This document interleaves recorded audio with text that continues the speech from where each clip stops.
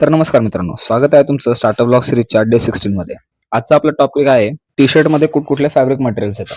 आता fabric materials म्हणजेच cotton, polyester किंवा पॉलिकॉटन हे वेगवेगळे मटेरियल्स आपल्याला मोस्टली टी शर्ट्स मध्ये दिसतात. आता टी शर्ट्स मध्ये पॉलिस्टर हे फॅब्रिक आपण मोस्टली जर्सीज किंवा जिमवेअर किंवा स्कूल युनिफॉर्म्स किंवा जॅकेट्स मध्ये आपण मोस्टली यूज करतो. त्याच्यानंतर येतं पॉलिकॉटन.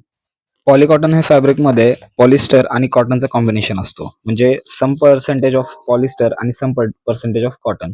याच्यामध्ये हे फॅब्रिक थोडंसं लाईट वेट असून त्याच्यामध्ये ब्रीदेबल फॅब्रिक आपल्याला भेटतं. त्यानंतर येतं प्युअर कॉटन. प्युअर कॉटन म्हणजे पूर्णपणे कॉटन असलेला कपडा.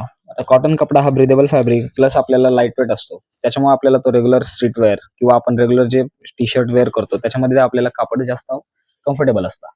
प्रत्येक फॅब्रिकनुसार देखील आपल्या कपड्याची प्राइस देखील व्हॅरी होत असते. म्हणजे पॉलिस्टर हे सर्वात स्वस्त किंवा सर्वात कमी रेटमध्ये भेटणारं मटेरियल आहे. तर कॉटन हे सर्वात हाय रेटला भेटणारं मटेरियल आहे. क्लोथिंग ब्रँड सुरू करत असताना आपल्याला फॅब्रिक बद्दलची माहिती असणं खूप गरजेचं असतं. कारण आपल्याला प्रत्येक फॅब्रिक बद्दल माहिती असल्यानंतरच आपण प्रत्येक सीझनला आपला सेल वाढवू शकतो किंवा आपला प्रॉफिट मार्जिन सेट करू शकतो. याचबरोबरच्या पुढच्या माहितीसोबत मी भेटेल तुम्हाला उद्याच्या भागात. तोपर्यंत सर्वांना जय भीम, जय शिवराय, जय महाराष्ट्र.